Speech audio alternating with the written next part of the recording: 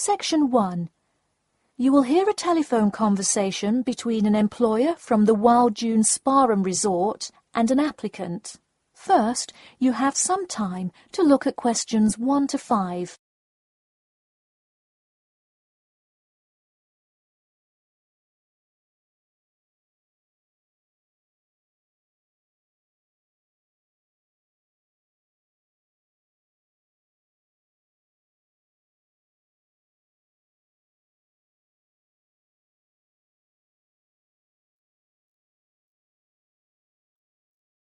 You will see that there is an example which has been done for you.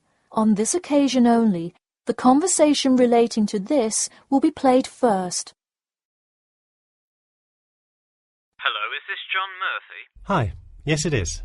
Hi John, this is Ed Heisenberg from the Wild Dune Spa and Resort, calling about your application for our lifeguard position. Do you have a few minutes to talk? Yes, absolutely. The employer says that he is calling about the application for their lifeguard position. So, lifeguard has been written in the space. Now we shall begin. You should answer the questions as you listen, because you will not hear the recording a second time. Listen carefully and answer questions 1 to 5. Hello, is this John Murphy? Hi, yes it is. Hi John, this is Ed Heisenberg from the Wild Dune Spa and Resort, calling about your application for our lifeguard position. Do you have a few minutes to talk? Yes, absolutely. Great, could you give me your address? Sure. My address is 45 Elsinore Court. I'm sorry, was that Eleanor? Could you spell that for me? Sure, it's Elsinore. E-L-S-I-N-O-R-E. Okay, thanks. And is this the number we should reach you at in the future? 099885767? No, that's my home phone. But let me give you my mobile number instead. 077 896 245. Call me on that one. Okay, I'll make a note of that. Could you tell me your availability? Sure, I'm usually available during afternoons or weekends. I'd prefer not to be scheduled on weeknights because I work part-time as a waiter. That shouldn't be a problem, since we don't stay open very late anyway. And do you have any other employment experience? Yes, I've worked at a few other places. I was the baseball coach at Richmond High School last season. I see. And do you have any other experience that you would like us to note on your application? Yes. Last year I worked at the beach as a rescue diver. Rescue diver? That sounds intense. Well, it's really just like being a lifeguard, except in the ocean instead of pool. So kind of like being a lifeguard at the world's largest pool. I see. Before you hear the rest of the conversation, you have some time to look at questions 6 to 10.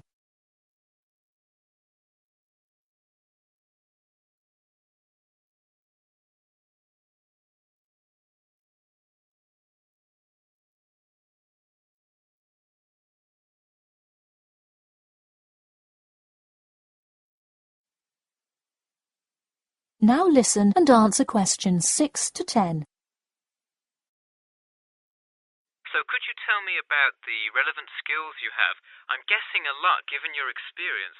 I'm CPR certified and have 2 years of diving experience. Great, it sounds like you are well qualified for this position. When does your CPR certification expire? I think in November, but let me quickly check my CPR card. Actually, it expires in October. Okay, so regardless, you have it through the end of the summer. When is your ideal time to work? Since I work in the restaurant on weeknights, I like weekends best, specifically Saturday mornings. I see.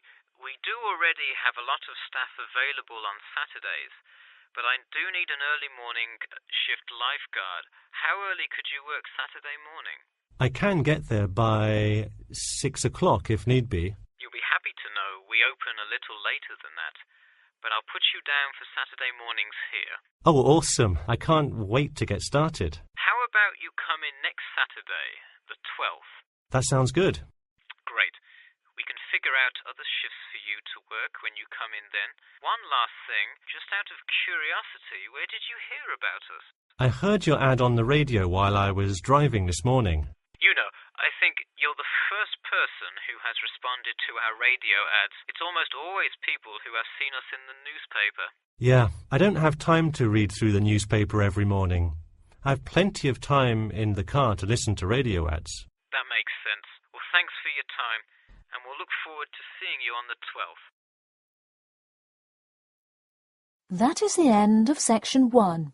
You now have half a minute to check your answers. Now turn to section 2. Section 2. You'll hear part of a free class about safety around campus. First, you have some time to look at questions 11 to 14.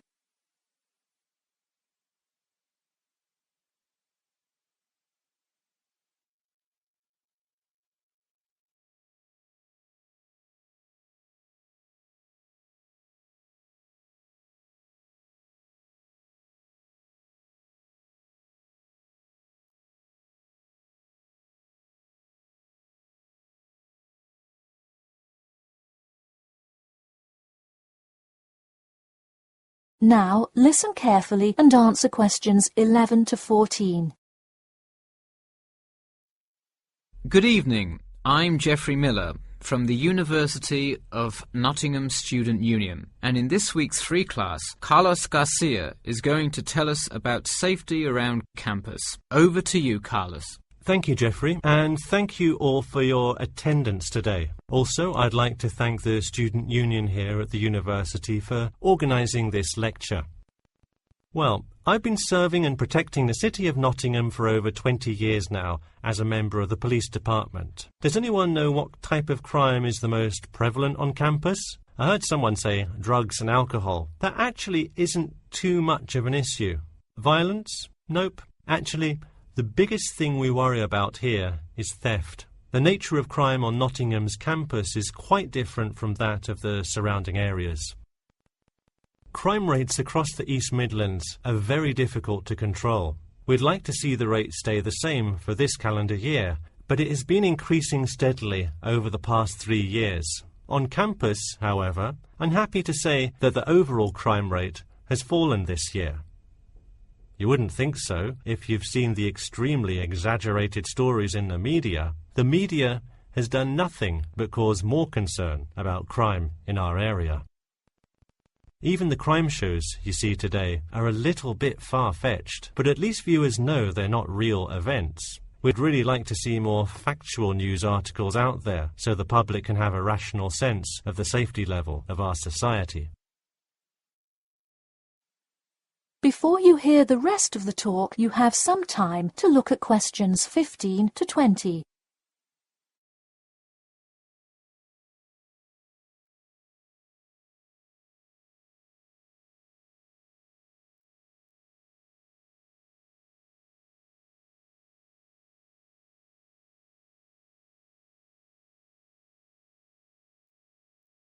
Now listen and answer questions 15 to 20.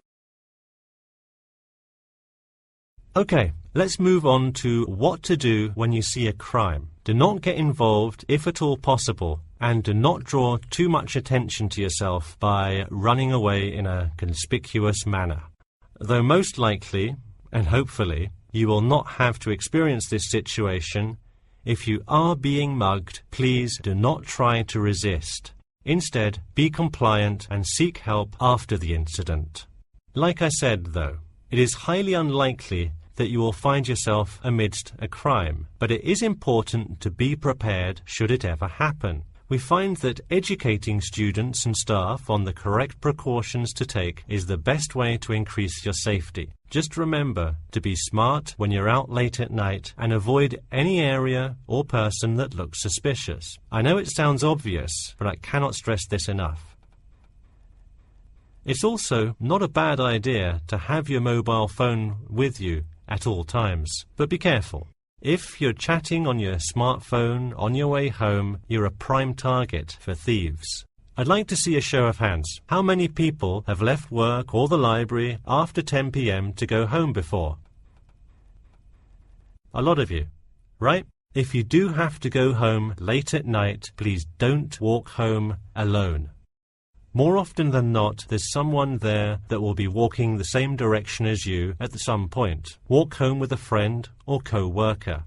Even if you must use your phone to call someone that's nearby to walk with you, it's always safer to walk home with someone. So when you're walking home, you may feel more comfortable with some sort of self-defense, such as pepper spray. Now, it's your call whether you want to carry something like this or not. However, I absolutely advise against carrying a knife or any other offensive weapon. All too often, they can be used against you if you're disarmed, putting yourself in more danger. For all those interested, the Recreation Centre offers a free self-defense class to all students every Thursday evening. While obviously an introductory self-defense class may not equip you to fight off villains like a regular superhero, it does come in handy sometimes. After taking a self-defense class, you'll surely be more aware of possible dangers and how to deal with them. So hopefully now you have a more complete understanding of the nature of crimes committed on your campus and how to avoid being a victim. I know most students at the University of Nottingham are not the criminal types, but remember that there is no barrier like a wall or something keeping non-students out. There's no army force securing the borders, and I doubt anyone wants it that way. The campus is generally a safe place, but it's not immune to small crimes once in a while. All right, that's all I have to say for today. Stay safe. That is the end of section 2. You now have half a minute to check your answers. Now turn to section 3. Section 3. You will hear a student called Bobby talking to his tutor about the research project. First, you have some time to look at questions 21 to 23.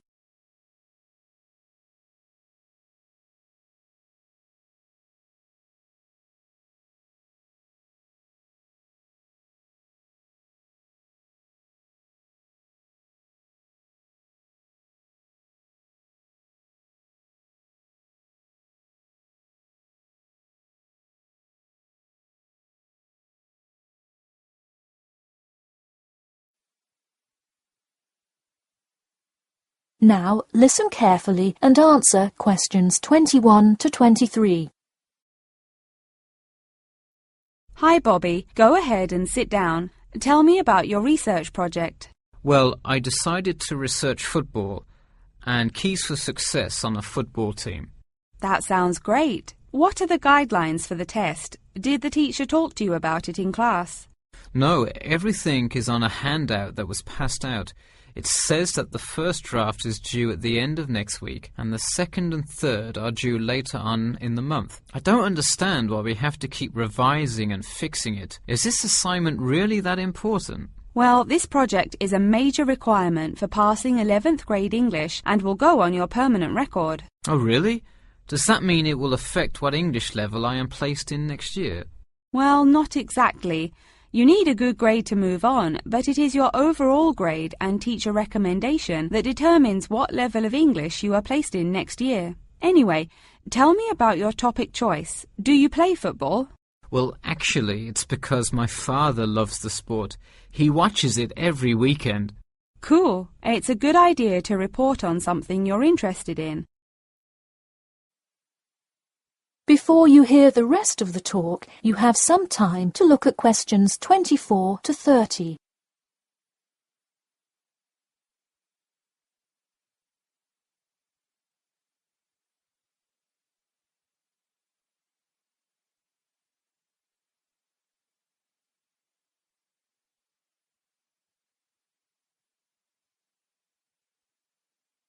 Now, listen carefully and answer questions 24 to 30.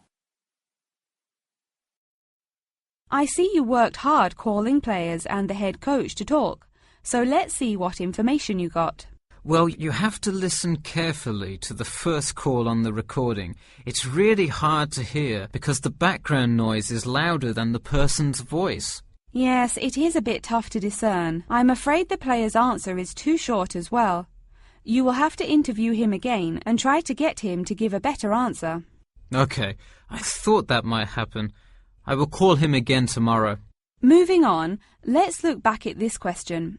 You asked, "Tell me about a time when you learned a major life lesson through playing football and explain how that has shaped the person and player you have become now, and how you hope to pass on that lesson." It is a great idea for a question, but in an oral interview it is far too complex. I would advise you to break it up into multiple parts to get a better response. I guess you're right. I wouldn't want to have to provide an answer to a question like that. I will simplify it. I found that when I asked players this question, it took too much time because they were struggling to answer the question completely. In fact, this is the question Joe Billings was answering when the tape ran out. He did tend to ramble on all the questions, didn't he? He sure did. I would recommend that when you go back and interview players again, that you use a more sophisticated recording device. This recording is spotty, which indicates that the equipment wasn't working consistently. Okay, I guess it probably wasn't the best idea to use the sound recorder on my phone. Hey, could you give me some feedback on the content of the report itself? Sure. Let's start by focusing on your topic. While I like that you chose to cover football, it seems inexplicit.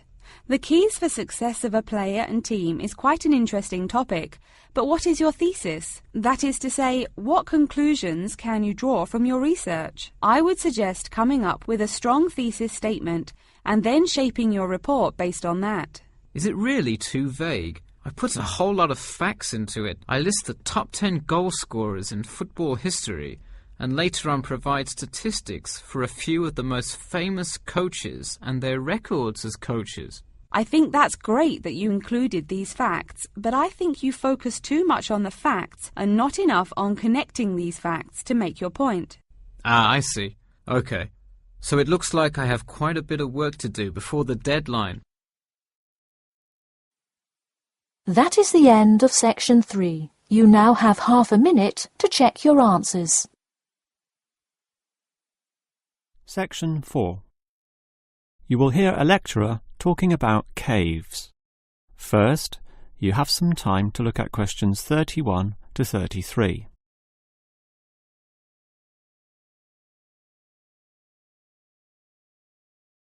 Now listen carefully and answer questions 31 to 33. If there is one natural feature which has long fascinated man, it is caves, those natural underground spaces into which people can enter. No known cave in the world can exist without it being extensively explored. Whether it be in remote areas, such as the Clearwater Cave in Borneo, or immensely long and difficult, such as Mammoth Cave in America. Or perhaps the most challenging, those caves below the water table, full with water, in which case the exploration is known as cave diving. Whatever the case, if the caves are known, as complex and difficult as they usually are, they will be explored.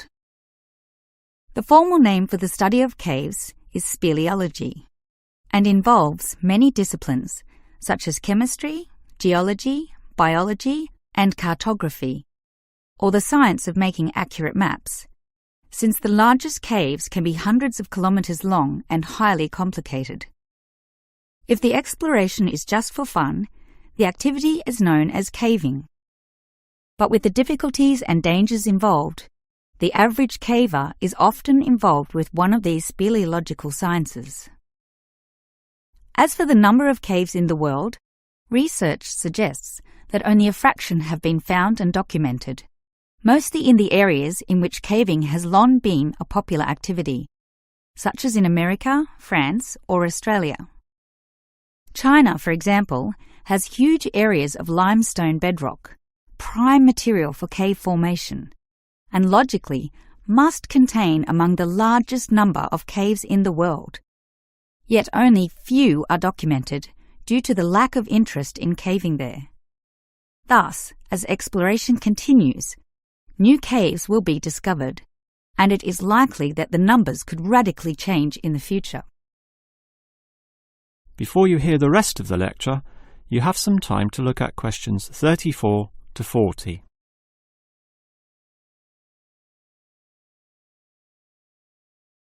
Now listen and answer questions 34 to 40.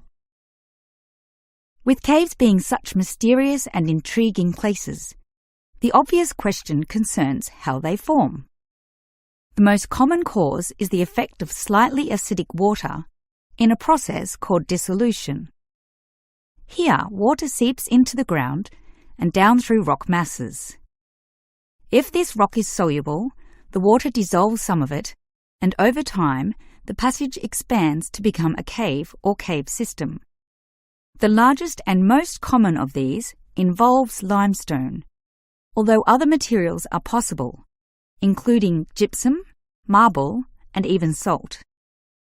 Now, if the cave is formed at the same time as the rock, it is called a primary cave, and the most common of these are lava tubes.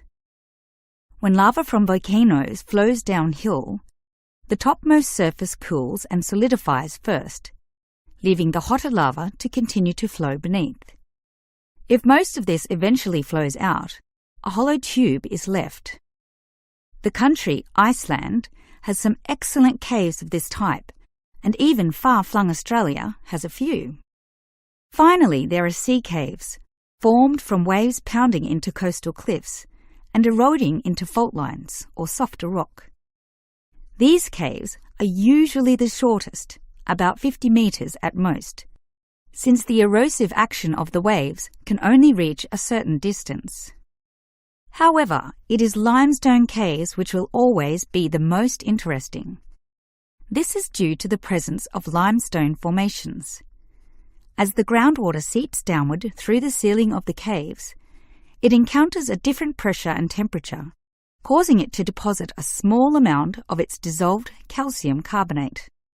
Over time, through the action of millions of drops, this deposition process results in ever-growing masses known as stalactites, if hanging from the ceiling, or stalagmites if growing from the floor.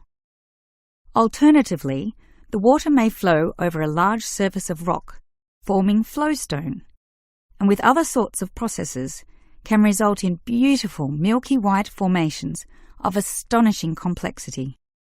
One of the best examples of this, as well as of what surprising discoveries may yet await, is the Lechuguilla Cave in New Mexico. In the 1950s, some cavers heard the sound of wind underneath some large boulders on the cave floor, a clear sign of a deeper passageway.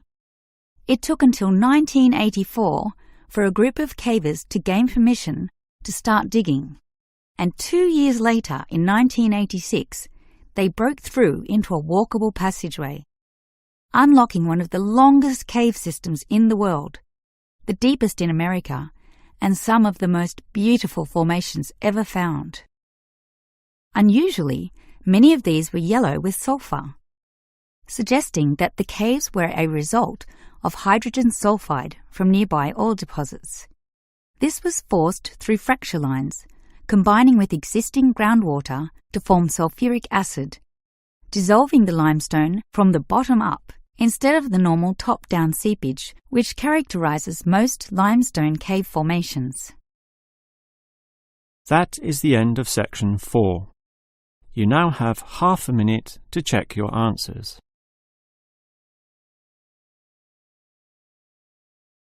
That is the end of the listening test.